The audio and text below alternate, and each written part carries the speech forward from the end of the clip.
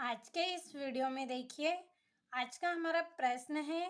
तो देखिए, पिछले वीडियो में हमने पोषण के प्रकार पढ़े हैं कि पोषण दो प्रकार का होता है, स्वपोषी पोषण और विषम पोषी पोषण, जिसे हम पर पोषी पोषण भी कहते हैं।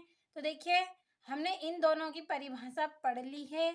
आज के इस वीडियो में हम विषम पोषी पोषण के कितने प्रकार होते हैं ये पढ़ने वाले हैं और उन सब की परिभाषा भी पढ़ने वाले हैं। तो चलिए हम देखते हैं कि जो हमारा विषम पोषी पोषण है यह कितने प्रकार का होता है। देखिए, जो विषम पोषी पोषण है यह कितने प्रकार का होता है। तो देखिए, यह 3 प्रकार का होता है। तो पहला है प्राणी संपोषण, दूसरा है मृत जीवी पोषण, तीसरा है हमारा परजीवी पोषण। तो देखिए, इन सब की परिभाषा हम आज इस वीडियो में एक एक करके पढ़ने वाले हैं। तो देखिए, यहाँ पर हमारी पहली परिभाषा है कि प्राणी संपोषण क्या है।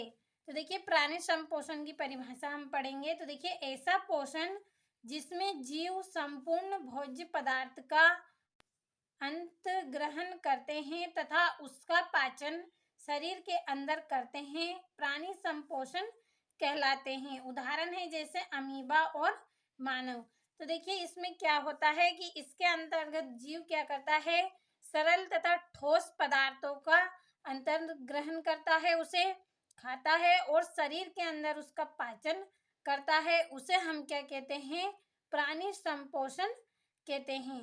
तो देखिए, आपको अच्छे से परिभाषा समझ में आई होगी कि ऐसा पोषण जिसमें जीव संपूर्ण भोज्य पदार्थ का क्या करता है, अंतर ग्रहण करते हैं तथा उसका पाचन शरीर के अंदर करते हैं, उसे हम प्राणी संपोषण कहते हैं। उदाहरण है हमारा यहाँ पर अमीबा और मनुष्य। अब चलिए हम हमारे दूसरी डेफिनेशन है मृत जीवी पोषण की, उसको पढ़ते हैं। तो देखिए, ये हमारे यहाँ पर दूसरी परिभाषा है मृत जीवी पोषण। तो देखिए, मृत जीवी का मतलब क्या होता है कि मरे हुए जीवों को ग्रहण करना। जो मृत जीवी पोषण है हमारे, इसके अंदर क्या होता है, जो भी जीव मर जाता है उसको ग्रहण किया जाता है, उसका भक्षण किया जाता है, उसे हम क्या कहते हैं, मृत जीवी पोषण कहते हैं। तो देखिए, ऐसा पोषण जिसमें जीव अपना भोजन सड़े गले तथा मृत पदार्थों से प्राप्त करता है, मृत जीवी पोषण या मृतो जीवी पोषण कहलाता है। उदाहरण है कवक, जीवाणु आदि।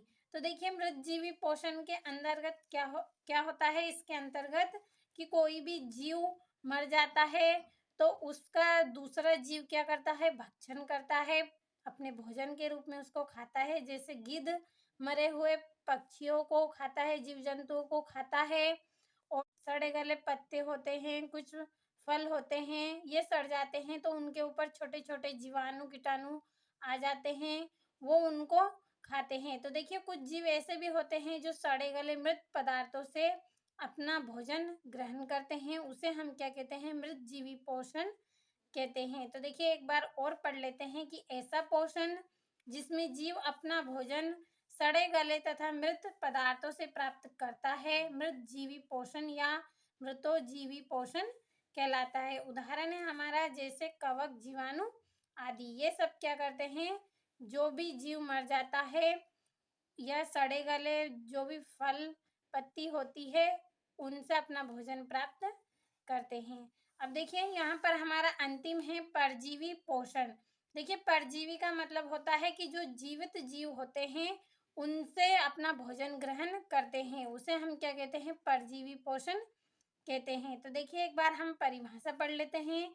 ऐसा पोषण जिसमें जीव अपने भोजन के लिए दूसरे जीवों पर निर्भर रहता है, परजीवी पोषण कहलाता है।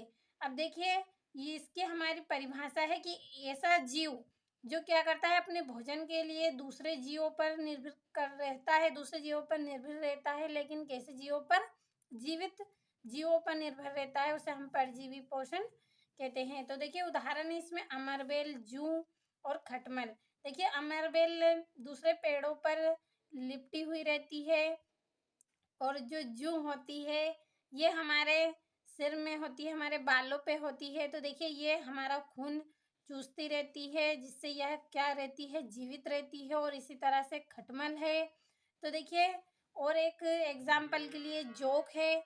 जोंक यदि किसी जानवर पर लग जाए या हमारे हाथ पैरों पर लग जाती है तो वहाँ हमारे खून को चूसती रहती है, तो इस तरह से वहाँ जीवित रहती है। तो देखिए, आपको परिभाषा अच्छे से समझ में आई होगी कि ऐसा पोषण जिसमें जीव अपने भोजन के लिए दूसरे जीवों पर निर्भर रहता है, परजीवी पोषण कहलाता है। उदाहरण है अमरबेल, जूं, खटमल। तो ये क्या है, जीवित जीवों पर निर्भर रहते हैं। आप अच्छे से स्क्रीनशॉट लीजिए और अच्छे से आप अपनी कॉपी में इन सबको नोट कर दीजिए।